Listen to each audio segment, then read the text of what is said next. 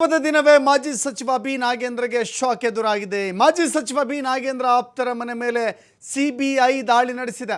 ವಾಲ್ಮೀಕಿ ನಿಗಮದ ಹಗರಣಕ್ಕೆ ಸಂಬಂಧಪಟ್ಟಂತೆ ನಡೆದ ದಾಳಿ ಇದು. ಸಿಬಿಐ ದಾಳಿ ನಡೆಸಿದೆ. ಬಿ ನಾಗೇಂದ್ರ ಅವರ ಆಪ್ತರ ನಿವಾಸಗಳ ಮೇಲೆ ದಾಳಿ. ಕುಮಾರಸ್ವಾಮಿ ಮತ್ತು ಗೋವಿಂದರಾಜು ಎಂಬುವರ ಮನೆ ಮೇಲೆ ದಾಳಿಯಾಗಿದೆ. ನೆಕ್ಕಂಟಿ ನಾಗರಾಜ್ ಅಕೌಂಟ್ನಿಂದ ಗೋವಿಂದರಾಜುಗೆ ಹಣ ವರ್ಗಾವಣೆಯಾಗಿತ್ತು. ವಿವಿಧ ಕಡೆಗಳಿಂದ ಹೂಡಿಕೆ ಮಾಡಿದ್ದ ಕಾರ್ಪೊರೇಟರ್ ಗೋವಿಂದರಾಜು. ಹಾಗೆ ನೋಡಿದ್ರೆ ಗೋವಿಂದರಾಜು ಮೊಟ್ಟೆ ಉದ್ಯಮಿಯಾಗಿರುವ ಕುಮಾರಸ್ವಾಮಿ ಮನೆ ಮೇಲೆ ಕೂಡ ದಾಳಿಯಾಗಿದೆ. ಅಕೌಂಟ್ನಲ್ಲಿ ಕೋಟ್ಯಂತರ ರೂಪಾಯಿ ವಹಿವಾಟು ಮಾಡಿರುವ ಹಿನ್ನೆಲೆ ದಾಳಿಯಾಗಿದೆ. ವಾಲ್ಮೀಕಿ ಹಗರಣಕ್ಕೂ ಮುನ್ನ ನಾಗೇಂದ್ರ ಮನೆ ಮಾರಿದ್ದ ಗೋವಿಂದರಾಜು. ನಾಗೇಂದ್ರಗೆ ಮನೆ ಮಾರಿದ್ದ. ವಾಲ್ಮೀಕಿ ಹಗರಣಕ್ಕೂ ಮುನ್ನ ನಾಗೇಂದ್ರ ಅವರು ಗೋವಿಂದರಾಜು ಅವರ ಮನೆ ಖರೀದಿ ಮಾಡಿದ್ರು. 10ಕ್ಕೂ ಹೆಚ್ಚು ಸಿಬಿಐ ಅಧಿಕಾರಿಗಳಿಗೆ ಬಳ್ಳಾರಿಯಲ್ಲಿ ದಾಳಿ ಮಾಡಿದ್ದಾರೆ. ಹೇಳಿ ಕೇಳಿ ನಾಗೇಂದ್ರ ಅವರ ಜನ್ಮದಿನ ಇವತ್ತು. ಜನ್ಮದಿನ ಆದರೆ ಜನ್ಮದಿನದಂದೇ ಸಿಬಿಐ ಅಧಿಕಾರಿಗಳು ನಾಗೇಂದ್ರ ಅವರ ಆಪ್ತರ ಜನ್ಮ ಜಾಲಾಡ್ತಾ ಇದ್ದಾರೆ.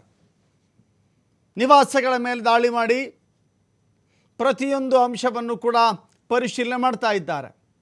ಅಕೌಂಟಿಗೆ ದುಡ್ಡು ಬಂದದ್ದು ಹೇಗೆ, ಎಷ್ಟು ಹಣ ಬಂತು, ಆ ಹಣವೆಲ್ಲ ಎಲ್ಲೆಲ್ಲಿ ಹೇಗೆ ಖರ್ಚು ಮಾಡಲಾಯಿತು ನೋಡಿ. ಒಂದು ನಿಗಮದಿಂದ ಅನಾಮತ್ತಾಗಿ ಹಣವನ್ನು ಅಕೌಂಟ್ಗಳಿಗೆ, ಅದು ಕೂಡ ಫಲಾನುಭವಿಗಳಲ್ಲದ, ಸರ್ಕಾರಿ ಖಾತೆಗಳಲ್ಲದ, ಖಾಸಗಿ ವ್ಯಕ್ತಿಗಳ ಖಾತೆಗೆ ಅನಾಮತ್ತಾಗಿ ಹಣವನ್ನು ಎತ್ತಿ ಹಾಕ್ಕೊಂಡ್ರು.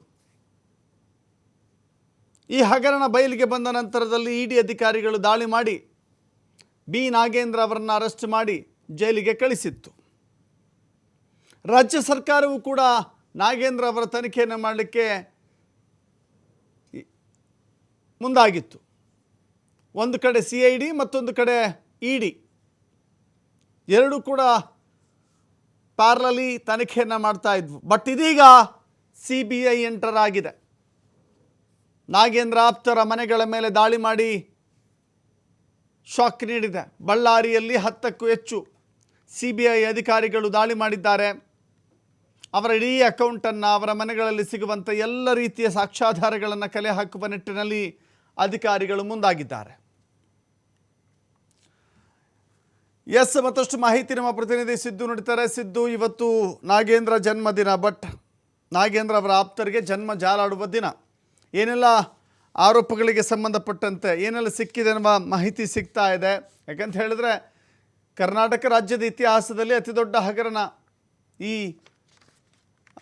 ನಿಗಮದ ಹಗರಣಕ್ಕೆ. ಏನೆಲ್ಲ ಈಗ ಹೆಂಗೆ ನಡೀತಾ ಇದೆ, ಜೊತೆಗೆ ಏನೆಲ್ಲ ಇನ್ಪುಟ್ ಸಿಗ್ತಾ ಇದೆ ಅಂತ ಹೇಳಿ. ದಶರಥ್, ವಾಲ್ಮೀಕಿ ಹಗರಣಕ್ಕೆ ಸಂಬಂಧಿಸಿದಂತೆ ಮೊಟ್ಟ ಮೊದಲ ಬಾರಿಗೆ ಈಗಾಗಲೇ ಸಿಬಿಐ ಕೂಡ ಎಂಟ್ರಿ ಕೊಟ್ಟಿದೆ ಅಂತ ಹೇಳ್ಬೋದು. ಇವತ್ತು ಮಾಜಿ ಸಚಿವರಾಗಿರುವಂತಹ ಬಿ ನಾಗೇಂದ್ರ ಅವರ ಹುಟ್ಟುಹಬ್ಬ ಕೂಡ ಇತ್ತು. ಕೆಲವೊಂದಿಷ್ಟು ಅವರ ಅಭಿಮಾನಿಗಳು ಅನೇಕ ವಿಶೇಷ ಪೂಜೆ ಹವನಗಳನ್ನೆಲ್ಲ ಮಾಡ್ತಾ ಇದ್ದಾರೆ. ಏನಂದ್ರೆ ಮಾಜಿ ಸಚಿವರು ಮತ್ತೆ ಸಚಿವರಾಗಬೇಕು, ಕ್ಷೇತ್ರದಲ್ಲಿ ಕೆಲಸ ಮಾಡ್ಬೇಕಂತ ಒಂದು ಕಡೆ ಕನಸನ್ನ ಕಟ್ಕೊಂಡಿರುವಂತ ಅಭಿಮಾನಿಗಳಾಯ್ತು. ಇನ್ನೊಂದು ಕಡೆ ಏನು ಮಾಜಿ ಸಚಿವ ಬಿ ನಾಗೇಂದ್ರ ಅವರ ಆಪ್ತರಾಗಿರುವಂತ ಗೋವಿಂದರಾಜ್ ಅವರ ಮನೆ ಮೇಲೆ ಈಗಾಗಲೇ ಏನು ಸಿಬಿಐ ಕೂಡ ದಾಳಿಯನ್ನ ಮಾಡಲಾಗಿದೆ. ಇದೆಲ್ಲ ಪ್ರಕರಣಕ್ಕೆ ನೋಡ್ತಾ ಹೋದ್ರೆ ವಾಲ್ಮೀಕಿ ಹಗರಣದ A1 ಆರೋಪಿ ಆಗಿರುವಂತ ನೆಕ್ಕಂಟಿ ನಾಗರಾಜ್ ಅವರ ಅಕೌಂಟ್ ನಿಂದ ಕಾರ್ಪೊರೇಟರ್ ಆಗಿರುವಂತ ಗೋವಿಂದರಾಜ್ ಅವರಿಗೆ ಹಣ ವರ್ಗಾವಣೆ ಆಗಿದೆ ಅನ್ನುವಂತ ಮಾಹಿತಿಯನ್ನ ಸಿಬಿಐ ಕೂಡ ಪಡೆದುಕೊಂಡಿರುವಂತಹ ಹಿನ್ನೆಲೆಯಲ್ಲಿ ಅವರ ಮನೆಯ ಮೇಲೆ ಈಗಾಗಲೇ ರೈಡ್ ಕೂಡ ಮಾಡಲಾಗಿದೆ. ಈಗ ಇಲ್ಲಿ ಅಂದ್ರೆ ಗೋವಿಂದರಾಜ್ ಅವರು ಕೂಡ ಸಾಕಷ್ಟು ಹೊರ ರಾಜ್ಯಕ್ಕೆ ಇಲ್ಲಿಂದ ಮೊಟ್ಟೆ ವ್ಯಾಪಾರವನ್ನ ಮಾಡ್ತಾರೆ. ವ್ಯಾಪಾರ ಮಾಡುವಂತ ಇವ್ರ ಹಣ ಎಷ್ಟು ಇರಬೇಕಿತ್ತೋ ಅಷ್ಟು ಹಣ ಇರಬೇಕಾಗಿತ್ತು. ಆದ್ರೆ ಅಧಿಕ ಕೋಟಿಗೂ ಇಲ್ಲಿ ಹಣ ವಹಿವಾಟು ಆಗಿರೋದು ಕೂಡ ಈ ದಾಳಿಯಲ್ಲಿ ಗೊತ್ತಾಗ್ತಾ ಇದೆ ಅಂತಾನೆ ಹೇಳ್ಬೋದು. ವಾಲ್ಮೀಕಿ ಹಗರಣಕ್ಕೂ ಮುನ್ನ ಕಾರ್ಪೊರೇಟರ್ ಗೋವಿಂದರಾಜು ಅವರ ಮನೆಯನ್ನ ಬಿ ನಾಗೇಂದ್ರ ಅವರು ಮಾರಾಟ ಮಾಡಿದ್ರು ಅನ್ನುವಂಥದ್ದು ಕೂಡ ಇದೆ. ಆದ್ರೆ ಮಾರಾಟ ಆಗಿತ್ತು, ಖರೀದಿ ಕೂಡ ಆಗಿಲ್ಲ, ಹಣದ ವಹಿವಾಟು ಮಾತ್ರ ಆಗಿದೆ ಅನ್ನುವಂಥದ್ದು ಈ ದಾಳಿ ಹಿನ್ನೆಲೆ ಈಗ ಮಾಹಿತಿ ಪ್ರಾಥಮಿಕವಾಗಿ ತಿಳಿದು ಬರ್ತಾ ಇದೆ. ಈಗಾಗಲೇ 10ಕ್ಕೂ ಅಧಿಕ ಸಿಬಿಐನ ಅಧಿಕಾರಿಗಳು ಸಹ ಅವರ ಮನೆ ಮೇಲೆ ದಾಳಿ ಮಾಡಿದ್ದಾರೆ. ಕೆಲವೊಂದಿಷ್ಟು ಪತ್ರಗಳಾಗಿರ್ಬೋದು, ದಾಖಲಾತಿಗಳಾಗಿರ್ಬೋದು, ಇವೆಲ್ಲವನ್ನ ಪರಿಶೀಲನೆ ಮಾಡ್ತಾ ಇದ್ದಾರೆ ಸಿಬಿಐದವರು. ಈಗಾಗಲೇ ಸಾಕಷ್ಟು ಏನು ಸಿಬಿಐನ ಅಧಿಕಾರಿಗಳು ಗೋವಿಂದ್ ರಾಜ್ ಅವರಿಗೆ ಮಾಹಿತಿಯನ್ನ ಕೂಡ ಪಡೆದುಕೊಡ್ತಾ ಇದ್ದಾರೆ. ಅಂದ್ರೆ ಈ ದುಡ್ಡು ನಿಮ್ಮ ಅಕೌಂಟಿಗೆ ಯಾವ ರೀತಿಯಾಗಿ ಬಂತು, ಅಂದ್ರೆ ನೆಕ್ಕಂಟಿ ನಾಗರಾಜ್ ಅವರ ಅಕೌಂಟ್ ಇಂದ ನಿಮ್ಗೆ ಹೇಗ್ ದುಡ್ಡು ಬಂತು ಅನ್ನುವಂಥದ್ದನ್ನ ಕೆಲವೊಂದಿಷ್ಟು ಮಾಹಿತಿಗಳನ್ನ ಸಿಬಿಐ ಅಧಿಕಾರಿಗಳು ಸಹ ಪಡೆದುಕೊಳ್ತಾ ಇರುವಂತದ್ದು. Dasharath, yes, thank you Siddu ನಿಮ್ಮೆಲ್ಲ ಮಾಹಿತಿಗೆ.